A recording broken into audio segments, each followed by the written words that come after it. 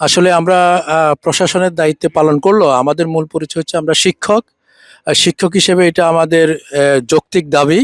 আমি আশা করি সরকার যেই প্রস্তাবনাটা দিয়েছে, যে সুপারিশটা করেছে যে কমিটি, সরকার সেটি 12 তারিখের আগে এটি বাস্তবায়ন করবে।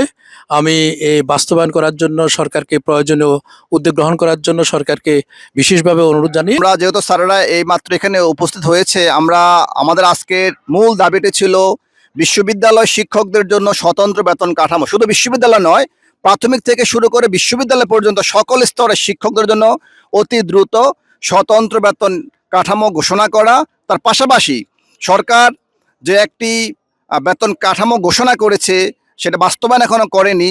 এখানে যাতে সতর্ক করার জন্য, যাতে এখানে শিক্ষকদের সাথে কোনো প্রকার বৈষম্য করা না হয়। আসলে একটা দেশকে এগিয়ে নিতে হলে শিক্ষায় বিনিয়োগের কোনো বিকল্প নাই। এই সিম্পল বিষয়টা আমরা যতদিন অনুধাবন না করব, এই দেশ কিন্তু আমরা এগিয়ে নিতে পারবো না। আমার মনে হয় এক্ষেত্রে শিক্ষায় বিনিয়োগ করলে, আজকে বিনিয়োগ করলে সেটা কালকে রিটার্ন আসবে না, সেটা আসবে 5, 7, 10 বছর, 15 বছর পরে। পৃথিবীতে একটা দেশও নাই যাদের আসলে এই শিক্ষাক্ষেত্রে বিনিয়োগ ছাড়া, শিক্ষা এবং গবেষণায় বিনিয়োগ ছাড়া কোনো দেশ এগিয়ে গেছে, একটা দেশও পৃথিবীতে নাই আসলে।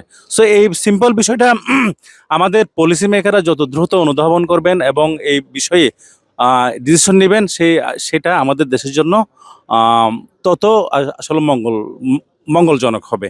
সো এই ক্ষেত্রে আমি একটা বিষয় বলতে চাই, প্রাথমিক শিক্ষক থেকে বাত ব্যথা, প্যারালাইসিস কিংবা আর্থ্রাইটিস, আধুনিক ফিজিওথেরাপি ও পুনর্বাসন চিকিৎসায় নির্ভরযোগ্য নাম ডিপিআরসি। প্রাথমিক স্তর থেকে ইউনিভার্সিটি পর্যন্ত শিক্ষকদের জন্য সম্মানজনক একটা আলাদা পে স্কেল যদি আমরা করতে না পারি, এই দেশ কিন্তু এগোবে না। যে কোনো উন্নয়ন সাস্টেনেবল হওয়ার জন্য বিনিয়োগ দরকার আসলে শিক্ষায় বিনিয়োগ করলে সেটা 100 টাইমস 1000 টাইম কিন্তু রিটার্ন আসবে।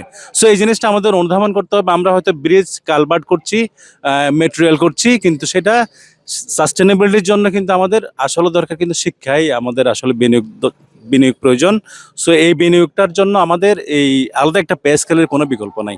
আসলে মেধাবীদের যদি আমরা শিক্ষকতা পেশায় অ্যাট্রাক্ট করতে না পারি, এই দেশ কিন্তু এগোবে না। সো এই জিনিসটা আমরা অনেক দিন ধরে আসলে বলে আসছি, অনেক দিন ধরে আমরা আন্দোলন করে আসছি। আমরা আসল পরিচয় আমাদের আসলে শিক্ষক।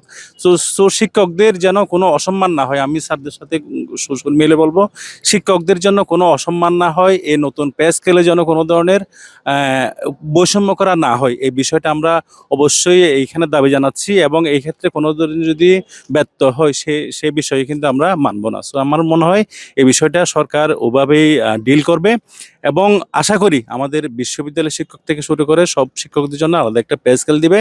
এবং এই ক্ষেত্রে আমরা একটু বলতে চাই, আসলে আমরা এই পে স্কেল নিয়ে খুব কয়েক মাস আগে আমরা নিজেরা এনএসটিউর পক্ষ থেকে একটা কমিটি করা, সেটা আমি কনভেনার ছিলাম।